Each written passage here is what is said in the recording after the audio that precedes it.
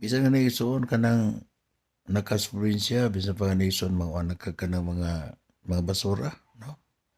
Klase mga plastic, mga latang malinabog, yung tapok po na, kwarta po na. At sa kabawag soon, basta mga madyong mga trabaho. Hanto nung makatigom ka, pagka makatigom na ka, makapunan ka, pwede na kang mukuha po ka mga negosyo nga medyo bibita, medyo disente na po mga negosyo, isoon, basta makapundo na ka.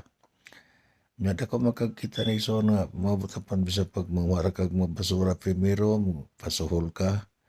Basta di ka magusig oras, makapundo ka isoon, mabuta panahon na may kag pagbaboy. Kailan kang makaanay ka magisunan, ang baboy rin ang magtin tag 4,000 kada usa. Maka kwarta na kami ison, makapuna na ka og unsa imo negosyo nga medyo bibenta. Basta na nakikapital ison. Magkugi ka dili makapangutang ison. Anang pwede makapondo kag imong kapital o makanegosyo na ka og medyo bibenta nga negosyo. Sa ilang primero, magpasahol ka, sa klase ng mga trabaho nga magpasol ka magkwarta nyo kay bisyo gamay ra may magpasol ka na may magpasol nga libre pas pagkaon so pwede libre gamay ra po na makaon ay son magkasobra po ka dyan na kay ginikanan hatagan nimo ginikanan dili mo ihurot nimo para nga makatigom ka para nimo inegosyo para na kay kapunan ni son manang itambag nimo dya di jud ka magpakulang po sa pangalagad sa Ginoo musod kag simbahan nagtudo ka pag-uwan. Iso na akong idasin ninyo, kanang born again igsoon, born again Trinity, idasin ninyo, pwede mo, sood mo na kay o sa nakagrupo nagtulog ka baguhan, way mga bisyo igsoon. Mga na akong idasin ninyo, nga, kilisan man lagi na po ka, may trakag pang ginoon, ang imo mga kabanan na mga bisyo, wa sila magibago, madaka man po, madaka man igsoon. Wala nga, anja, may trakas pangalagan sa Ginoo, di ka mubuwag sa trabaho. Domingo raman ang Panginoon, magabiira ng mga service, di mo na kanunay nag-service. Ang imo rang atong buhato na nagsumtam mo tagsimba, mga serbisyo, mga Bible study, human na at balik sa trabaho. Oray so na nga to, Panginoon niya trabaho. Kaya Panginoon na kutagnan siya, basta kay ang ato pong apilan nga pangalagad sa Ginoo kanang usa ka grupo nagtulog ka baguhan kay lagi yung mo sud po ka sa kareliyon na akas pangalagad sa Ginoo kun waay jawa kay wa ka mundag bisyo di ka mo suwag isoon kay mawaldas nga kwarta og usikla na isoon nga malagad ka nga naalagad sa Ginoo dyan na kay bisyo wala nga kung mo itra ka kami advice ninyo mo itra mo pangalagad sa Ginoo pangita mo mga grupo nga kanadi guminog makahubong ilim noon, wa di mo nagrilyo, wa sugal, wa tanay, wa ibisyo mga gapilan.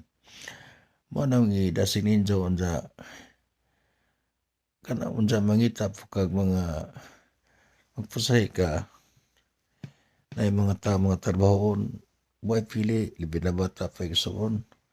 Bisa bugat matrabaho kaya na basta magkakwarta ka hantong mabot ang panahon nga pondo na ka na kwarta magmunta na kag negosyo kung na kay negosyo kung galingon igsoon gaan naman kay pwede naman kag na kay negosyo gamit sa kag mga tao kauban nimo unya kanagaan ang matrabaho igsoon